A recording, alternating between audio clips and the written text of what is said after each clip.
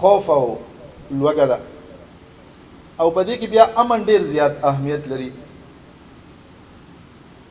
لوږه چې دی نو هغه سړی هر سال خپل وخت پاس کولی شي، که نور نشي نو پخوا زمونږ د مشرانو پاڼې هم خوړلي دي. خو خوف او یره چې ده نو دا انسان ذهني طور او مکمل طور باندې هغه مفلوج کوي، د هغه ټول صلاحیتونه چې دی نو هغه ختموي. او د دې عملي مظاهره موږ په دې تېره دهشتګردۍ کې کتلې ده چې هغه ټول خلک چې ډېر لوی وسایل ورسره و، مال و دولت ورسره و، هغه ټول هغو پرېښودو، په ډېر کم قیمتونو باندې خرڅ کړو. خو هغه د امن دپاره چې یاره کوم ځای کې به موږ ته سکون میلاو شي، امن دپاره هغو خپل وطن هم پرېښودو، خپل کلی هم پرېښودو او هغه لاړل. د دې وجې نه د دې تېر 20-25 سال نه خاص کر زمونږ په سوات کې چې کومه دهشتګردي پاتې شوې ده نو هغې زمونږ د دې سوات دا خلک چې دی نو هغه ذهني طور مفلوج کړی دی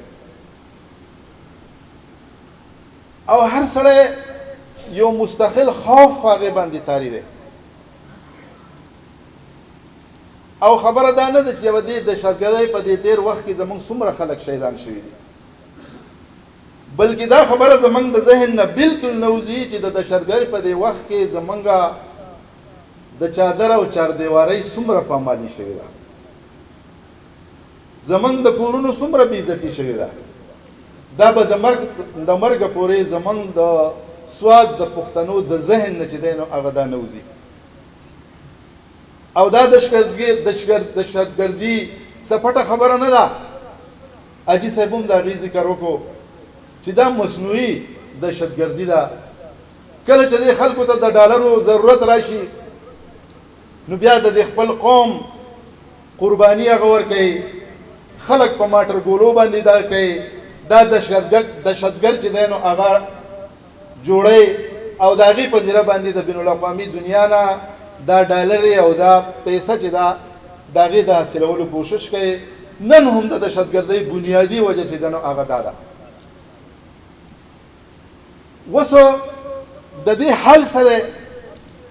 نو د دې حل صرف دا دی، د دې دپاره د ټوپک ضرورت نشته، د دې دپاره د لوړ ضرورت نشته، د دې دپاره د یکجهتۍ ضرورت دی، د اتحاد ضرورت دی چې د سوات ټول خلک که د هغه هر یو سیاسي جماعت سره تعلق لري، د هر یو طبقې سره تعلق لري، د هر یو تنظیم سره تعلق لري، ټول چې دی نو هغه یو شي. ځکه چې په دې ملک په دې سوات کې چې امني نو دلته به کاروبار همي، دلته به موږ سیاست چې دی نو هغه هم کولی شو، خپل نور معاملات چې دی نو هغه به هم شړلی شو. خو چې کله امن نه نو دا ټول کار چې دی نو هغه نه کېږي. د دې دپاره د ټوپک یا د بل څه ضرورت نشته، دې روډ ته راوتل دي. او کله چې دا قوم د سوات قوم دې روډ ته راوتی دی نو نه بیا هغه فوجیان پاتې شوي دي او نه هغه دهشتګرد چې دی نو پاتې شوي دي او په سواله باندې هغه د دې ملک نه چې دی نو هغه تښتېدلي دي. د دې وجې نه نن هم د دغې حل دا دی چې موږ یو موږ بیدار یو، په موږ کې شعور نو یقینا هېڅوک یو طاقت هم یو قوت هم د سوات امن ته په کږه سترګو باندې هغه نشي کتی.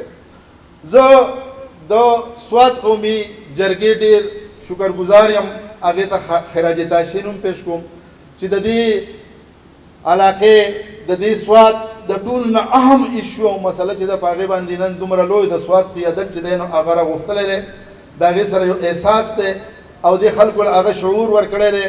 او کم تجویز چې د دې دی چې یاره یو غټ احتجاج پکار دی، یقینا دا د وخت ضرورت دی.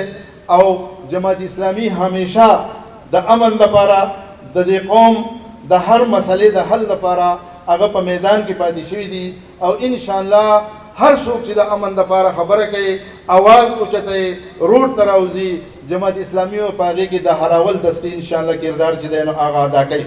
نو د دې تجویز سره موږ باقاعده هغه دغه کوو او انشاءالله په دې کې به جماعت اسلامي بنیادي کردار چې دی نو هغه ادا کوي. و آخر دعوانا الحمدلله رب العالمین.